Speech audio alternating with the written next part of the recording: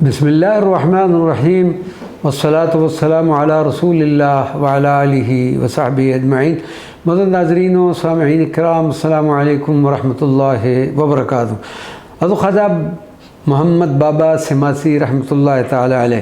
بابا کا لفظ ترکی زبان میں بزرگ اور ولی کے معنوں میں استعمال ہوتا ہے۔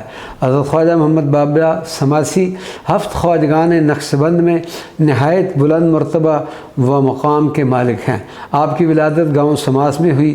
آپ خواجہ علی رامیتنی ملقب بحضرت عزیزان علی کے اجل خلفاء میں سے ہیں، جن کو حضرت خواجہ نے اپنے رحلت کے وقت خلافت و نیابت کے تمام مناصب سے سرفراز فرماتے ہوئے اپنے جملہ احباب کو آپ کی مطابقت کا حکم دیا۔ برِ صغیر پاک و ہند کی تاریخ میں یہ تغلق سلاطین کا دور حکومت تھا۔ ایک طرف دہلی میں چراغ دہلوی حضرت خواجہ نصیر الدین دہلوی اپنے فیوضات و برکات سے طالبان حق کو مستفید فرما رہے تھے، تو دوسری طرف بخارا کے نواح میں حضرت خواجہ محمد بابا سماسی ایک عالم کو رائے حق پر گامزن کر رہے تھے۔ حضرت بابا سماسی کی محویت و استغراق کا یہ عالم تھا کہ موضع سماس میں آپ کا ایک چھوٹا سا باغ تھا، جہاں آپ کبھی کبھی تشریف لے جایا کرتے۔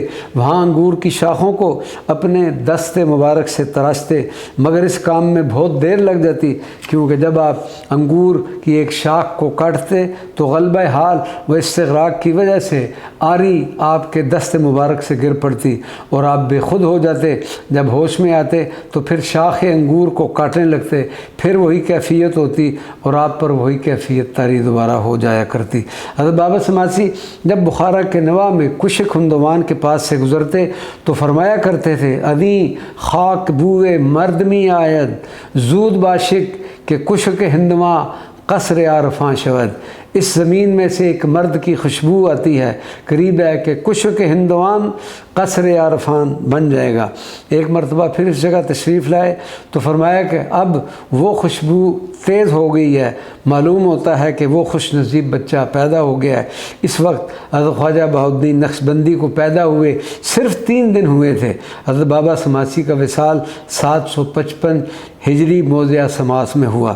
حضرت بابا محمد سماسی کی بارگاہ اقدس میں حاضری کا شرف حاصل ہوا، ختم شریف پڑھا اور اس عظیم ولی کامل کے وسیلہ جلیلہ سے دعائیں کی۔ امام صاحب سے ملاقات کا شرف حاصل ہوا۔